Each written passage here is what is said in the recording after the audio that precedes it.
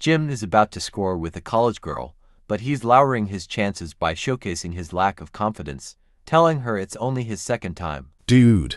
Unbeknownst to them, Jim's parents are on their way to surprise him. Oh boy. We all know what that means.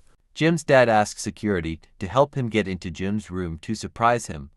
Meanwhile, Jim is getting busy. His father walks in and catches them in the act. Surprise. Jim tries to convince his father to leave the room, but his mother walks in, as if things aren't bad enough. The girl's parents walk in to join the party. At least you brought some beer, mate. We're moved to Jim at his old room, where he receives a call from Nadia, telling him she's coming to visit. This puts immense pressure on Jim, as he desperately wants to make up for their internet sensation. If you haven't watched part 1, we highly recommend you do that.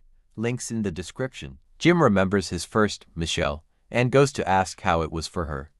She bluntly replies that he was atrocious. Poor Jim. But she offers to give him some pointers. Since Jim is not allowed at band camp, Michelle has a genius idea to put him in disguise. The counselor mistakes Jim for Pete Davidson, not that Pete Davidson, the talented musician. In an attempt to impress Michelle, Jim confidently plays trombone, showcasing his skills, or lack thereof, confusing the crowd. Stifler throws a party, and Jim gets mocked over his internet sensation. The gang's back together again. Stifler tries to score with a hot chick, and yeah, let's just say things don't exactly go as planned. Poor kid. The cops shut them down, and the boys need a new place to party. Kevin calls his brother and gets a tip about beach house they can rent.